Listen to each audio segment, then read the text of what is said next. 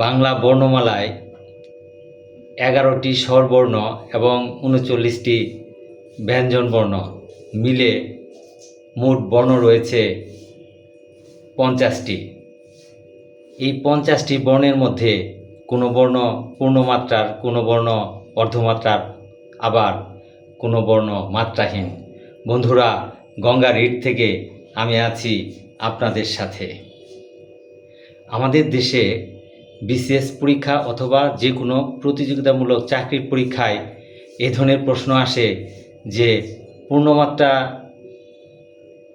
অথবা অর্ধমাত্রার অথবা মাত্রাহীন বর্ণ কতগুলো আসে না? এই ধরনের প্রশ্ন কিন্তু আসে, কিন্তু আমরা কিন্তু অনেকেই ভুলে যাই যে আসলে কতটি। এটি মনে রাখার জন্য একটি সুন্দর টেকনিক রয়েছে। টেকনিকটি কি? এক থাপ্পড়ে 32টি দাঁত ফেলে দিব, একদম 32টি দাঁত ফেলে দিব। এই যে বললাম এক থাপ্পড়ে 32টি দাঁত ফেলে দিব, 32 দাঁত কার হয়? যার বয়স পূর্ণ হয় তারই তো 32টি দাঁত হয়। তাহলে এখানেও এই 32 হচ্ছে পূর্ণমাত্রার বর্ণ। পূর্ণমাত্রার বর্ণ পাওয়া গেল কতটি? 32টি। আমাদের দুই পাটি মিলে দাঁত হচ্ছে 32টি। উপরের পাটিতে দাঁত আছে কতটি?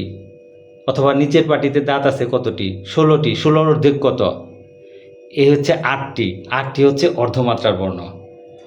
আর 10 বছরের ছেলে মেয়েদের আচার আচরণের কিন্তু খুব একটা মাত্রা থাকে না, সেই জন্য মাত্রাহীন বর্ণ হচ্ছে 10টি। অর্থাৎ পূর্ণমাত্রার বর্ণ 32টি, অর্ধমাত্রার বর্ণ 8টি এবং মাত্রাহীন বর্ণ হচ্ছে 10টি।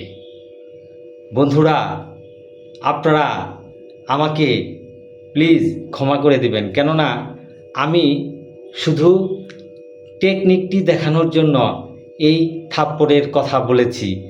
এটি কিন্তু আমি মন থেকে বলিনি, সেজন্য আপনারা আমাকে মন থেকে ক্ষমা করে দিবেন।